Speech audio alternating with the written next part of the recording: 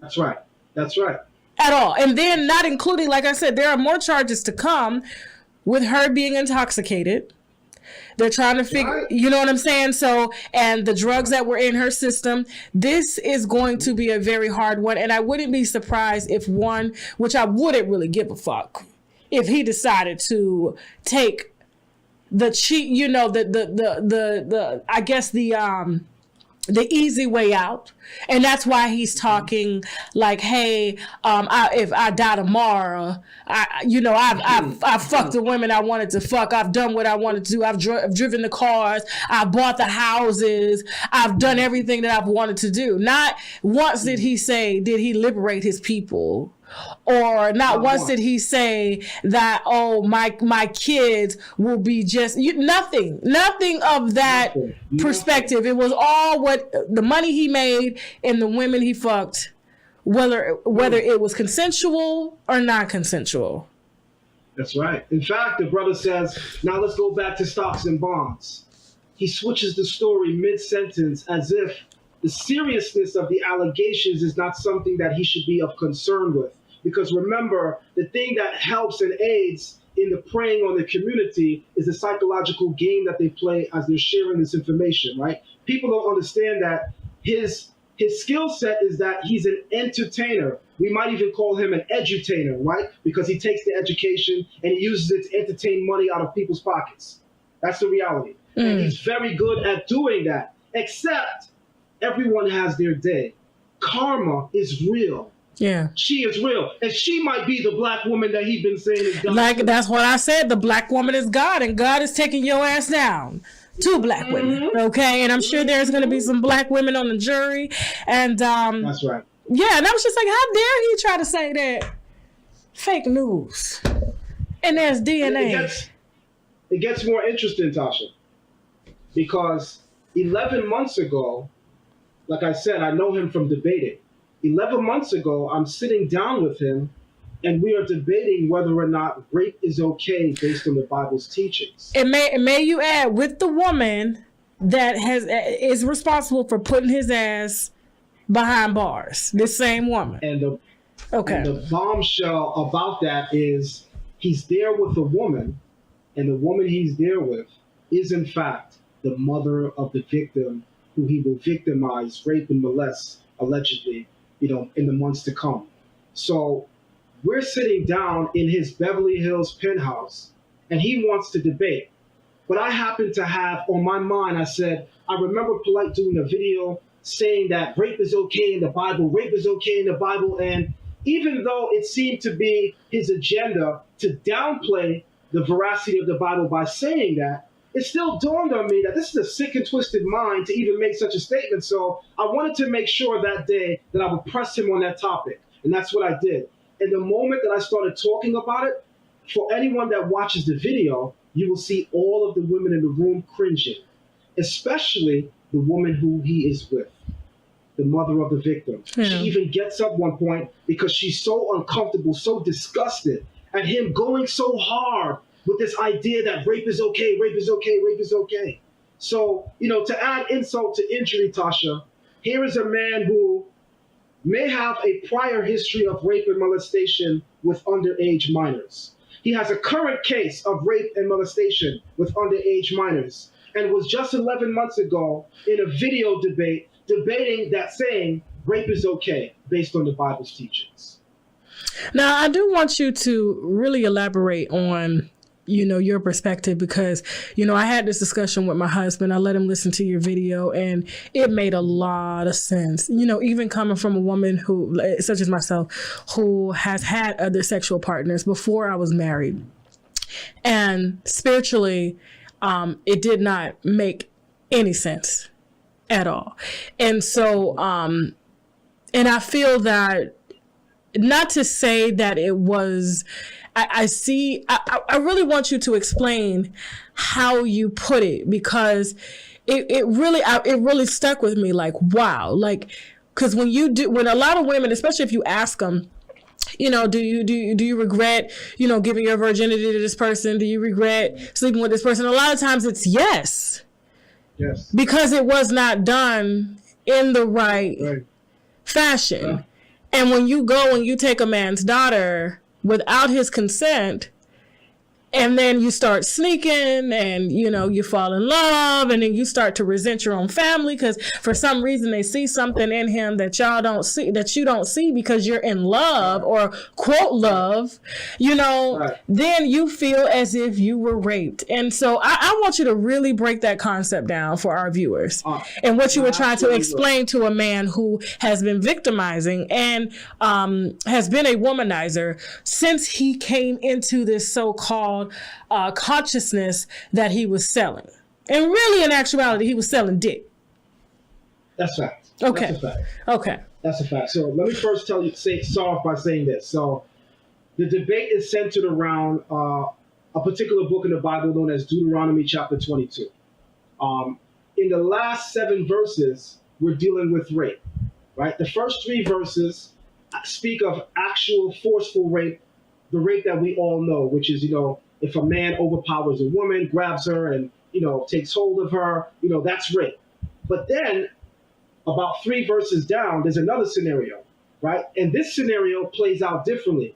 This scenario says if a man finds a woman and takes hold of her and they are discovered, then the man shall pay 50 shekels to the daughter of the father. He shall not be permitted to divorce her all of his days. So people reading into this, they say, well, wow, what is this? What's going on here? And here is the thing about this. In ancient African societies, of which most of us know and understand that the Bible is part of African culture, it was considered a deep, deep disrespect to come home pregnant and your parents never even met the husband. But we live it still is. Shit, it still is. And we ain't even in America. This raised their fucking daddy. Look. That's right. But go ahead. Yes. Right. Okay. We live in an era, Tasha, where people don't realize that the things we accept as normalcy, there's a big issue with that. Like, this country, in some respects, has allowed us to accept horrifying things or degradable things for normalcy, which are not normal at all. Right. It's not normal that mommy and daddy should know that you have a boyfriend when you're pregnant. It's not normal, son, that we should meet your girlfriend, you know, because she's pregnant. It's not, in fact, it's disrespectful. So in our societies, and especially the way that the Bible is teaching it, the Bible envisages that a woman in her father's home, her parents' home, would first bring and introduce the man to the family. Why? Because we have to think about this, Tasha, and you know this as well. As an adult, you see things that younger generations don't see. Exactly. Right? Well, we all got a grandma that would tell you back in the day, bring him around me, I'll tell you what he is. Right. Bring that little heifer around me. My grandma always tell me, oh, all them little pretty girls you dating, bring them around me and I'm going to tell you who they are. Why? Because they possess experience, insight, and wisdom to see into people beyond what we're looking at. We're looking at the physical. We're looking at the immediate gratification. All of the things that's going to get us in trouble down the line. And my thing is, and I told my daughter this, and I'm going to be telling my son, I'm not raising your fucking babies. That's right. That's right. Now, if you want to come to me and introduce me to somebody that you feel you want to build a future with, and I'm prepared for what's to come, then we can congregate as a family and figure out how are we going to be here for this child that could come as a result of you guys courting. Now, however, when you go out and you do it without talking to me, and then I come home and this is what you come home and this is what you're presenting me, it don't work like that. Who's the father? Who's the girl's mammy? Because she gonna take that baby back to her motherfucking mom. You understand? That's right. And you ain't staying here. You gonna go live with him because you decided to put him first, as opposed to talking to the people who are really there for you. But keep preaching, brother, because you are saying a word. Absolutely. And I want to say this. The finale is coming. So the Bible treats it as rape, even though the two parties are complicit, because the verse says, and they are discovered. Now, if we were speaking about true rape, the Bible would not have said, and they are discovered, because only one person would be in hiding. That would be the man. So when the Bible says, and they are discovered, that's our clue to let us know that it's actually describing a matter where the woman was complicit in the act. She wanted to have sex, but because they did it wrong, the Bible is now charging the man and telling him, you can never divorce her. That's going to be you for the rest of your life. This is your life lesson now. And this is now, a lot of people don't understand it today. And I would say it like this. We have to understand that when laws are tough, the tougher the law, the more of a deterrent it comes to a person who has the thought to do that action, right? So the Bible doesn't intend to scorn people for mistakes, but the Bible does intend to deter us from continuing in this mess and making such mistakes. So the finale now is people say, okay, I get that the Bible is saying that the man as a punishment now can't divorce her and he has to give the father a higher dowry. But what about the woman? Is there no punishment for her? And here's what I want to say to you, Tasha. What a lot of people don't realize is she's already bearing her punishment.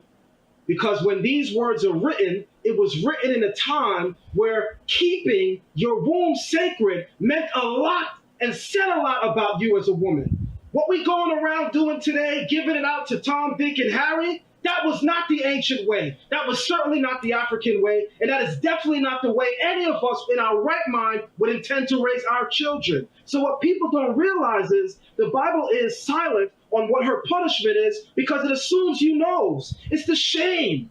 When she begging, well, you gonna come pick up your baby? Can I get some diapers? And his ass ain't nowhere near to be found. That's a fact. And I always say that, like, I'm telling you, I don't want to, even though the Bible says otherwise, it is the man's fault. He should be charged with rape. And the woman's punishment is silent. But however, I'm like, listen, you laid down and you allowed him to come in you. I have to bear the consequences of that. And it's truly, a lot of people will say, oh, we were both complicit, it's my fault. But I've allowed you to plant a seed in me. That's right. So then it becomes my responsibility, because my grandmother would tell anybody, there's two things a woman will do alone: raise a baby and die. You're right. When you decide to not to talk to me and allow me to help you to make decisions, that is going to be your punishment. And that's why a lot of times, and I mean, that's a whole nother conversation though, children raising children, not being able to properly, and then they're following that generational curse of not, oh, I shouldn't go tell my mom, that I had a baby because she did the same thing. Who is she to tell me? Right. And you started a domino, and you have grandmothers now that are 35 years old. And so I'm glad that you spoke of dowry, because to this day in my husband's culture, they're paying dowry. It may not be in the form of a goat or a cow, but they're paying dowry, whether they give the family some type of monetary compensation or whatever. But the families have to come together to agree that we are solidifying this union and we are together going to help build and raise this union in the right direction. And they're allowing them to pick who they want to marry, but you still have to bring them to us. You still have to go to her father and ask if it's okay. And they're still doing that to this day. And I remember, when he brought me to the family, I was not ready. That is, even though he did go and ask my father, you know what I'm saying? And that was the right thing to do. And my dad gave his blessing. But to go to his family as an American woman, as someone who they deem was raised without morals and values and don't know the importance of family, although I do, it was a very hard decision for them to accept the marriage and the union. But he didn't do it until he got his father's blessing, and he blessed us, and we went on, and that's when, we've been together 15 years. But I think it's important that people understand it's, they get into relationships and they say it's all about me, but it's really not. When you need a community of people to help you to raise your children. You know what I'm saying? You want to go to be a nurse. You want to be a nurse. Nurse work 12, 13 hours. Who's going to watch your kids? You see what I'm saying? Like, people aren't thinking that far down the road. It's like, oh, I'm grown, I can do me, and why do I have to submit to these oppressive ways? Why do I have to ask permission? And it's like, it's not about that. It's making sure that everybody's on the same page to support you when you're going to need support, which you are.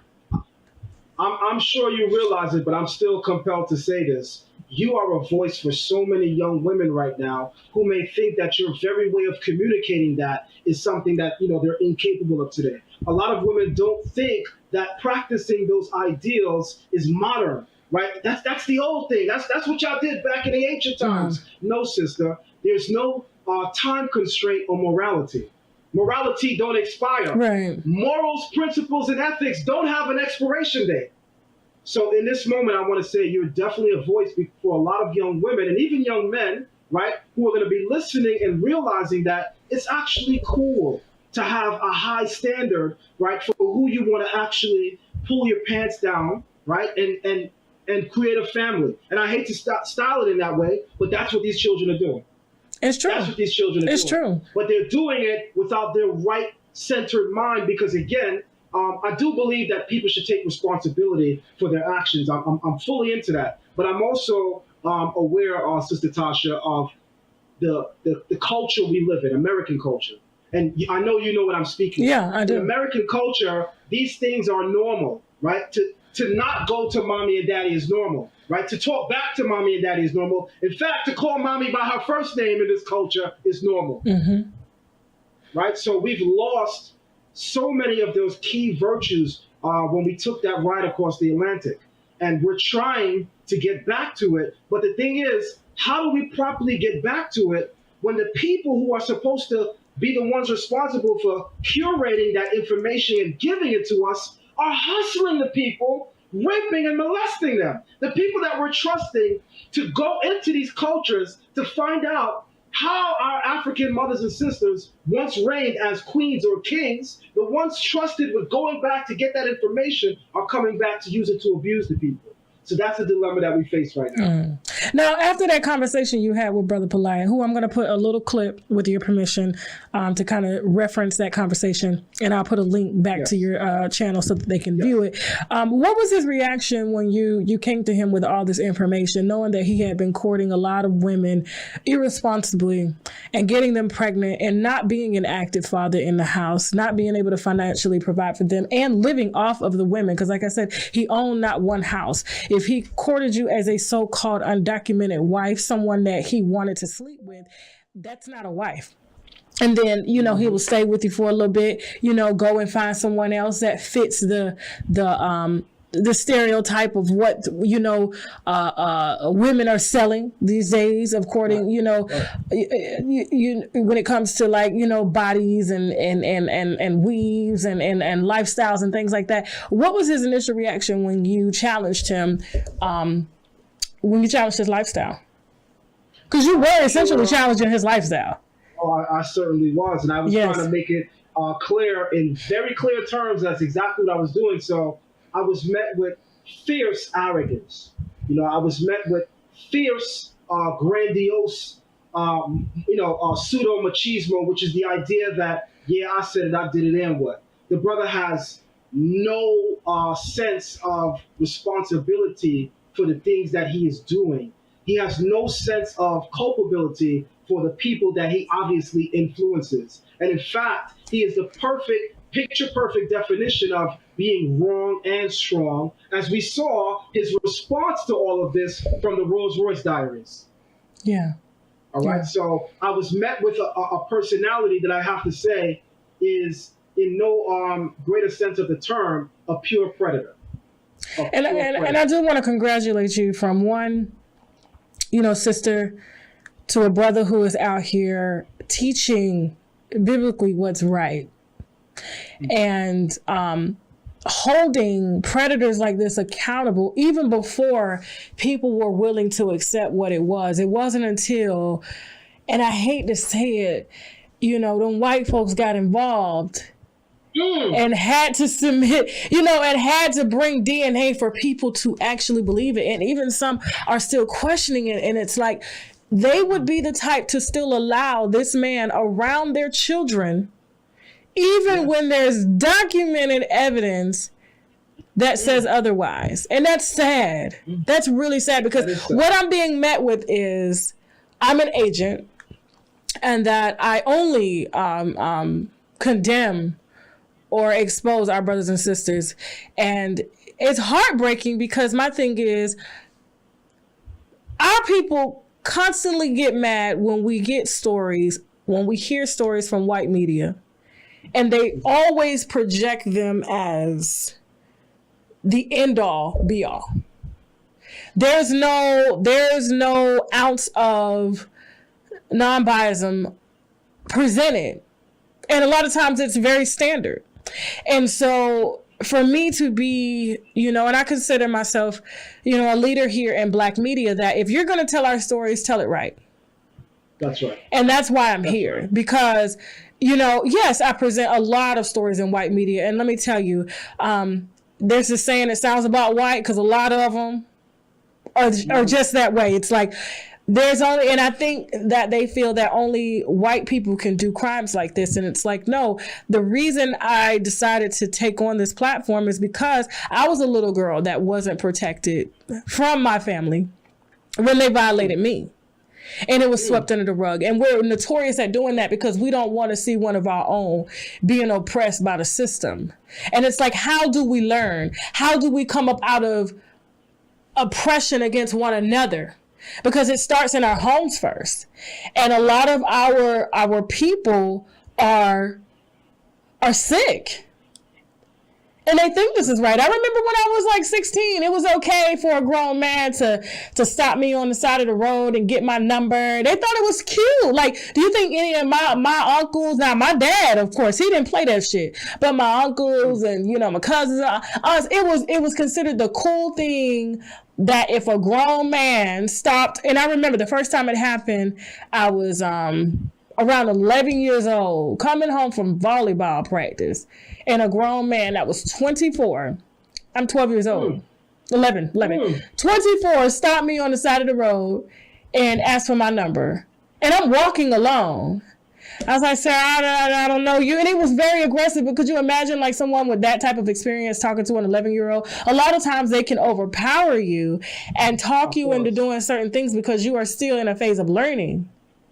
You know what I'm saying? And because of their age difference, you see them as an authority. Right. And a lot of people don't realize that they're automatically taking advantage because you see them as he's grown. He knows what he's talking about. I should listen to him, not realizing that this is all the way inappropriate and not right. But because we've allowed certain things to be okay, that's the reason why my platform exists. It's not okay.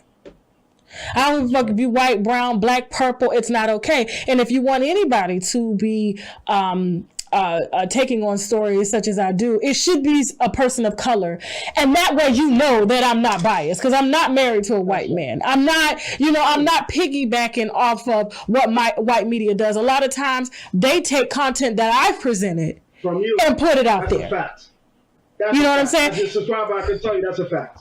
You see what I'm saying? And so it's like, what are we doing here? Are you guys making excuses? Because a lot of times you guys have kind of pushed this shit under the rug, or maybe your daughter right now is dating somebody that's, inappropriate. And so, I really took offense to that because I'm like, wow, so you would rather white media continue to spin narratives and continue to paint black people out as just uneducated, ignorant. Just unworthy, whether it being your own people. And that's one thing that I like about a lot of our spiritual leaders. They do preach that we should be in control of our own.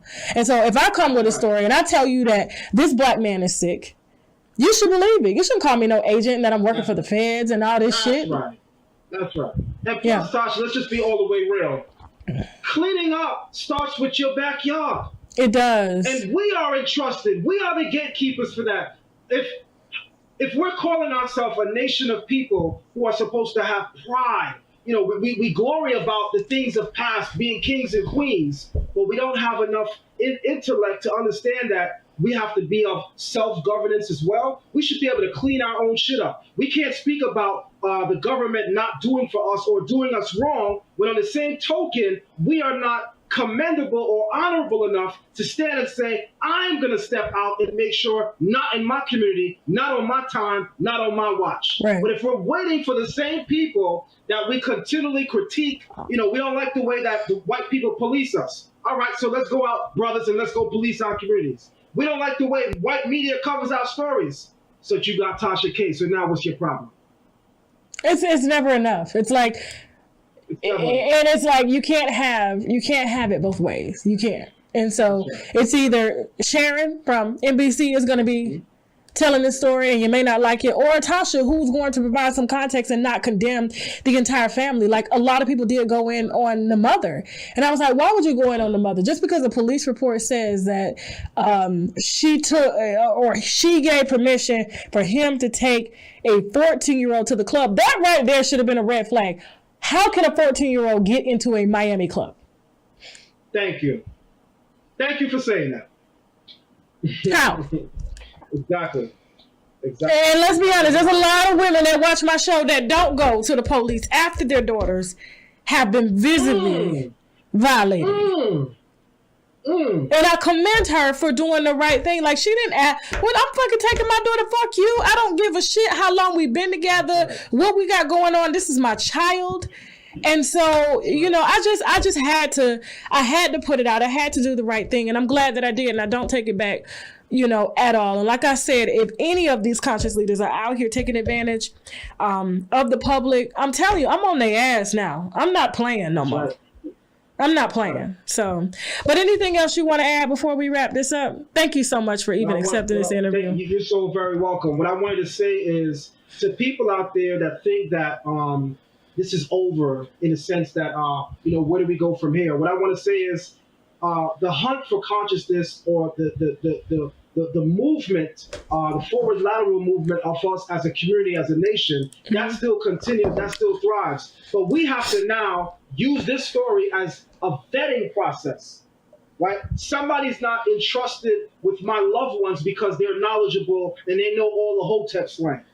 I don't care how many ankhs you have. I don't care how many trips to Egypt you have. If you don't show me that, you know, you're practicing what you're preaching, then we can't mess with you. So I think that the story that's coming out is going to teach us that we need to vet these people more. And also, we need to be a little bit more proactive with the predators in our community. And that doesn't just start or stop with a big personality with Brother Polight, because like you said, this is happening around the corner. This is across the street. Hell, this is in some of the people's homes to be viewing this. Right. You know, right. So I thank you very much, Tasha K, for allowing me to come on your show. Thank you so very much. No, and thank you just for being an example of what a Black man is supposed to represent in his household. Because like I said, you are married, you are a father, you know, of 2 young women, and you are walking. And, you know, you are walking the way that you're supposed to walk to be able to lead these women. And a lot of women may not, you know, want to agree with it. And a lot of time that's why they've taken on this kind of, I guess, oh, I'm independent, I'm this, not knowing that we come together as people in order to build for our children, that, you know, you are doing the right thing. And so I do, even if you're not getting the credit that you are, I'm sure that your wife gives you enough credit, and that thank you for just being a leader and standing behind what it is that you preach. And I do appreciate you taking on predators like this and showing their true colors. You know what I'm saying? And so thank you. I want to say this last word closing. It's foot on their motherfucking next season. Yes, That's it what is. We're gonna hashtag. That's true. And like I said, I'll give you Brother Sanita's police record if you want to put it out. So since he want to claim he only sold crack, he smoked this shit too. So, oh shit. Yeah. All right, my sister. Thank you. Thank you. Please tell everybody where they can follow you and subscribe to you and ask you questions and things like that. I'm Zion Lexx on Instagram. I am Zion Lion on Instagram. And I'm Zion Lexx on Facebook. I'm ZionLexx.com. And I'm ZionLexx@gmail.com. Thank you so very much, Tasha K. And trust me, we'll have you back on the platform in the future. So thank you so much. It would be an honor. All right. Now we got to go. We're just going to say signing off. Bye.